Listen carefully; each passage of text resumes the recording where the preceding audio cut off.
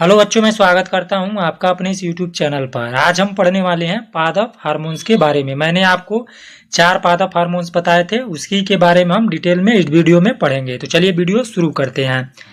ये वे रसायन हैं जो पौधों की वृद्धि, विकास और समन्वय को नियंत्रित करते हैं। यानी पादप हार्मोन क्या होते हैं? तो ये वे रसायन होते हैं जो पौधों की वृद्धि, विकास और उनके समन्वय को नियंत्रित करते हैं। मुख्य पादप हार्मोन और उनके हम कार्य पढ़ेंगे। तो सबसे पहला जो हार्मोन होता है वह होता है ऑक्सिन। इसके बारे में पढ़ेंगे।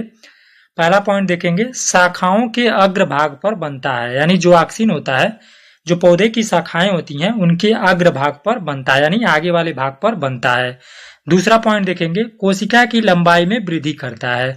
और इसका काम क्या होता है कि जो पौधों में कोशिकाएं होती हैं उनकी लंबाई में यह वृद्धि करता है।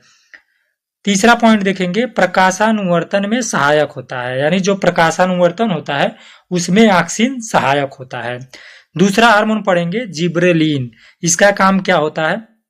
तो तनों की वृद्धि में सहायक होता है। यानी पहला जो पॉइंट है यह तनों की वृद्धि में सहायक करता है। यानी जो जेबरलिन हार्मोन होता है वह तनों की वृद्धि में सहायक होता है। दूसरा देखेंगे, पौधों को लंबा बनाने में मदद करता है। यानी जो जेबरलिन हार्मोन होता है यह पौधों को लंबा बनाने में मदद करता है।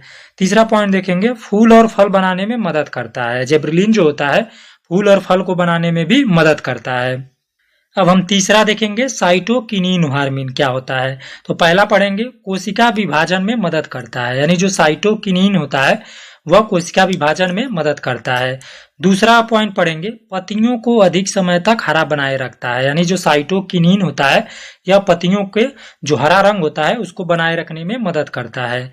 तीसरा पॉइंट पढ़ेंगे, फल और बीज में अधिक मात्रा में पाया जाता है। जो साइटोकिनिन होता है यह फल और बीज में अधिक मात्रा में पाया जाता है।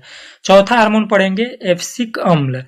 इसका पहला पॉइंट पढ़ेंगे, इसे तनाव हार्मोन कहते हैं। यानी जो एब्सिक अम्ल होता है इसे हम तनाव हार्मोन भी कहते हैं। दूसरा पॉइंट पढ़ेंगे, बीज और कली को निष्क्रिय बनाता है। यानी जो बीज और कली होती हैं इसको निष्क्रिय बनाने का काम एब्सिक अम्ल करता है। तीसरा पॉइंट पढ़ेंगे, पत्तियों का झड़ना, फलों का पकना नियंत्रित करता है। यानी जो एब्सिक अम्ल होता है यह पत्तियों का झड़ना और फलों को पकने में नियंत्रण करता है।